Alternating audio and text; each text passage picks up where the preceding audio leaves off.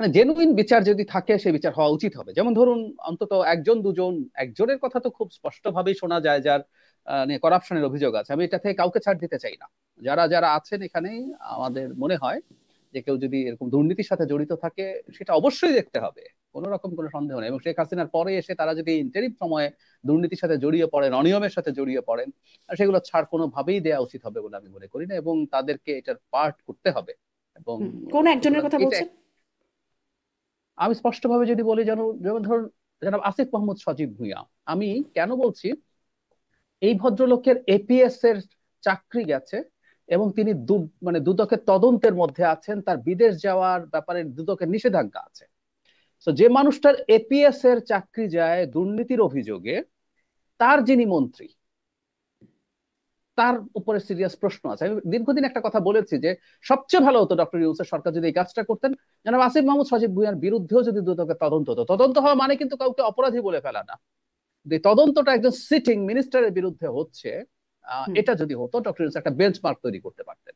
তো আমি এটুকু বুঝি বেসিক, সেটা হচ্ছে এপিএস দের ক্ষমতা, বা আমরা কথ্য ভাষায় হ্যাডাম বলি, ওটা কোত্থেকে আসে সেটা তো আমরা জানি। আসলে এপিএস তো চাঁদ, তার নিজের কোনো আলো নাই, ওটা সূর্য হুম। থেকে আসে।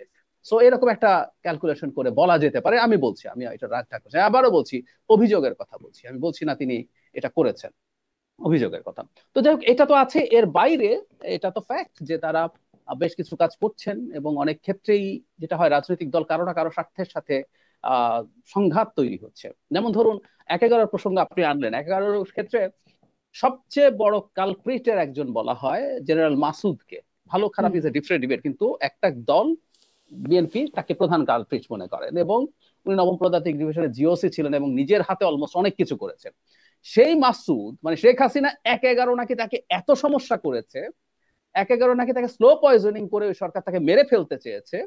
ফখরুদ্দিন মঈনুদ্দিন দেশে আসতে পারে নাই, কিন্তু জেনারেল মাসুদের রাষ্ট্রদূত হওয়া এক্সটেনশন হয়, দেশে আসেন, রেস্টুরেন্ট ব্যবসা করেন, এমপি হন জাতীয় পার্টির হয়ে, দেশে বহাল তবিয়তে থাকেন, মূল কুশীলবদের একজন। কেন পারেন? সে কেন তাকে সেফ এক্সিট দিলেন? কারণ ওই ১/১১ সময় যা ঘটেছে তার ফেভারে গেছে। এই জন্য আমি বলছি যে আমাদের সরকারের মধ্যেও অনেকে আছেন, অনেকে অনেক স্টেপ নেবেন। কখনো হুম। কখনো এটা হতে পারে যে কোনো কোনো দলের বিরুদ্ধে হুম। মনে হতে পারে, বা হুম। হুম। আমি এখনো এটা তো আর কথা আর এরকমই আলোচনা হচ্ছে, এখনো তো এরকমই একদম অভিযোগ একদম উঠছে যে কারো একদম সাথে একদম। লিয়াজু করে বা গণ অভ্যুত্থানের সাথে বিট্রে করে যারা ক্ষমতায় আসবেন তাদের সাথে একরকম লিয়াজু করে সেফ এক্সিট পাওয়ার চেষ্টা করা এখানে হচ্ছে। এখানে আমি আমি একটা একটু কথা একটু যোগ করতে চাই, এই অভিযোগগুলো করেন। না এরকম বায়বীয় ভাবে দেওয়া উচিত হয় না, এবং আমি যারা নাহিদ ইসলামের কাছে এক্সপেক্ট করি না, আমি তাকে একটু আলাদা ভাবে দেখতে চাই। তার দলের অন্যান্য অনেকের চাইতে উনি সেন্সেশন তৈরি করে লাইক শেয়ার চান, ফুটেজ চান, আমার তা মনে হয় না। কেন বলছি, কোন উপদেষ্টা, আমি জানতে চাই কোন কোন উপদেষ্টা কার কার সাথে অ্যালাইন হয়েছেন, কারণ সামনে একটা নির্বাচন আছে। তো এই সরকার যদি নিরপেক্ষ না থেকে নির্বাচন করে, এটা খুবই সিরিয়াস অ্যালার্মিং সাইন। কেউ বিএনপির সাথে, জামাতের সাথে বা এবি পার্টির সাথে কে কে অ্যালাইন্ড আছেন, ওনাকে এগুলো জানাতে হবে। আমরা এগুলো নিয়ে কথা বলতে চাই, শোরগোল করতে চাই। এগুলো এবং কি বিট্রে করেছেন গণ অভ্যুত্থানের সাথে, ওনার সময় কি এখনো হয় নাই? উনি সরকার থেকে বেরিয়েছেন অনেক দিন আগে।